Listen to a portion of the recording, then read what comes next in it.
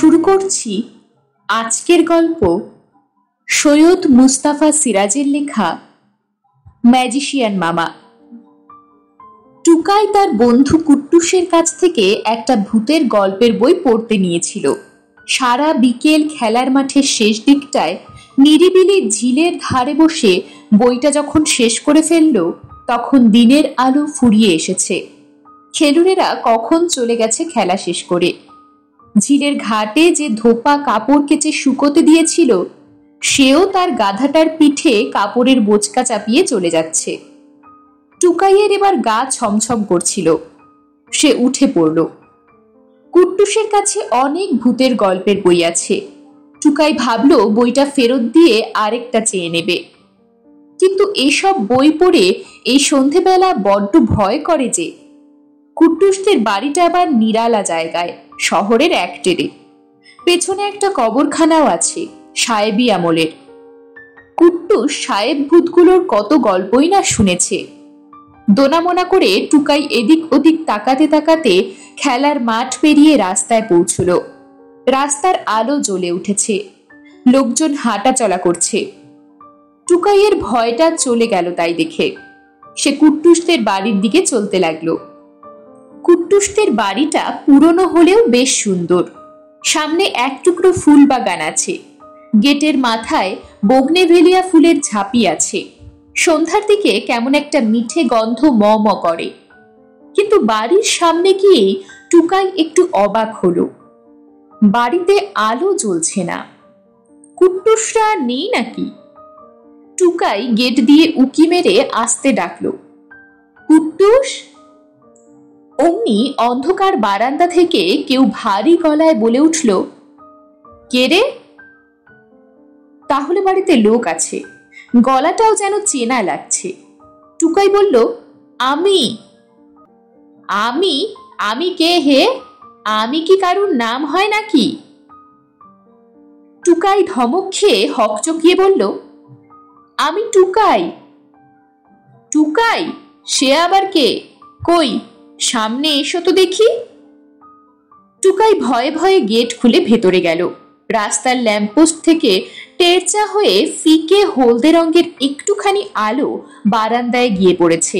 সেই আলোয় টুকাই এতক্ষণে দেখতে পেল কুট্টুসের সেই ম্যাজিশিয়ান মামা বেতের চেয়ারে বসে আছেন। অমনি সে খুশিতে নেচে উঠল। ভয়টুকু আর রইল না।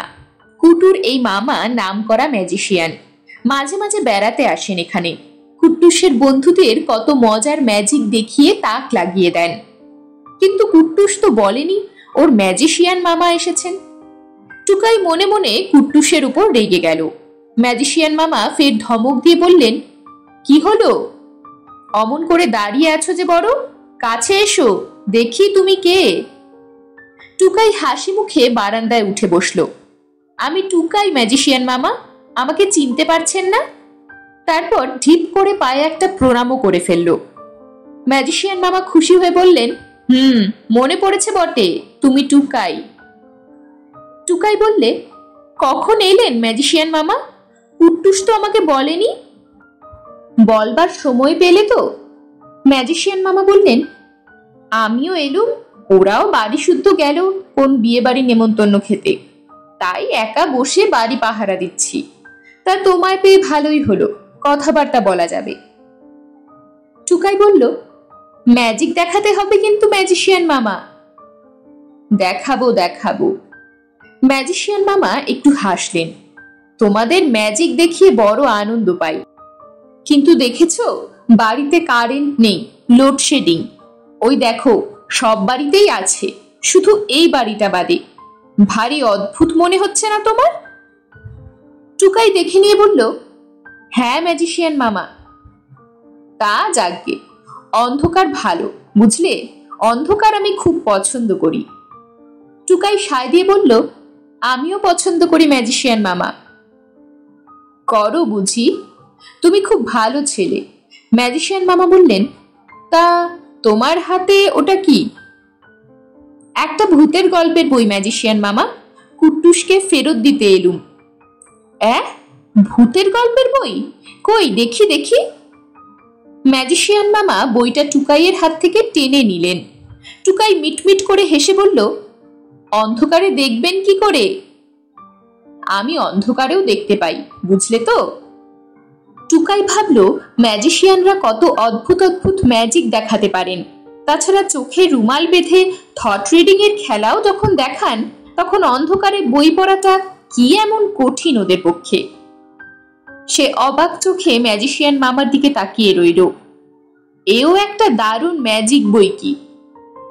ম্যাজিশিয়ান মামার চেহারা এতক্ষণে আবছা দেখা যাচ্ছে। প্রকাণ্ড মানুষ, মাথায় টাক আছে, পরনে সেই বরাবর দেখা পাঞ্জাবির উপর নকশাদার কালো জহর কোট, সেই পেল্লায় গোফ। উনি বইটা উল্টে পাল্টে দেখে বললেন, ভূতের ছবিও আছে দেখছি, কিন্তু দেখো বাপু, যে এই ছবি এঁকেছে সে কোশমিন কালেও ভূত কেন, ভূতের টিকিও দেখেনি। ছ্যা ছ্যা, ভূতের চেহারা কি এমন বিচ্ছিরি? টুকাই হাসতে হাসতে বলল, কেমন হয় ম্যাজিশিয়ান মামা, দেখবে নাকি? কিন্তু এই অন্ধকারে দেখবে কি করে? একটা মোমবাতি চাই যে, চলো ভেতরে গিয়ে খুঁজে দেখি। ঘরে ঢুকে ম্যাজিশিয়ান মামা অন্ধকারে খোঁজাখুঁজি করে মোমবাতি জোগাড় করলেন। এটা ওর পক্ষে কঠিন কাজ নয়, টুকাই জানে।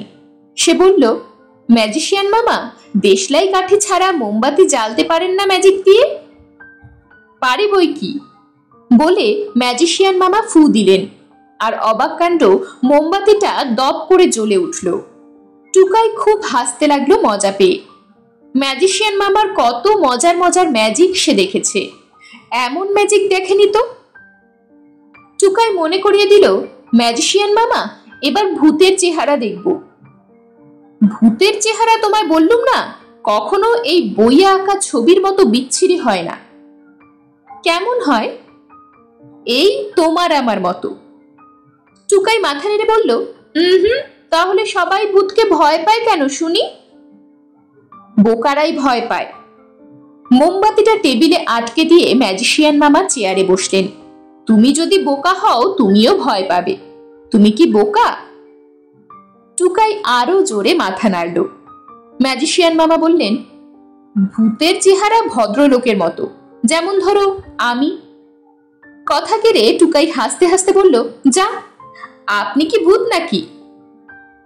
কে বলতে পারে, এই যে এই সন্ধেবেলায় তুমি এই অন্ধকার বাড়িটাতে এলে, কে বলতে পারে তুমি ভূত না মানুষ? টুকাই হেসে অস্থির হলো। ম্যাজিশিয়ান মামা খুব আমুদে মানুষ, তা সে বরাবর দেখেছে। বলল, আচ্ছা ম্যাজিশিয়ান মামা, ভূতেরা কি ম্যাজিক দেখাতে পারে? খুব পারে, তবে ভূতের ম্যাজিক তো আরো অদ্ভুত। দেখবে নাকি? বলে ম্যাজিশিয়ান মামা প্যাচালো নাট থেকে বল্টু খোলার মতো নিজের প্রকাণ্ড মাথাটা কয়েক পাক ঘুরিয়ে দিলেন। অমনি তার মুন্ডু বাই বাই করে ঘুরতে থাকলো। টুকাই ফ্যাল ফ্যাল করে তাকিয়ে দেখছিল।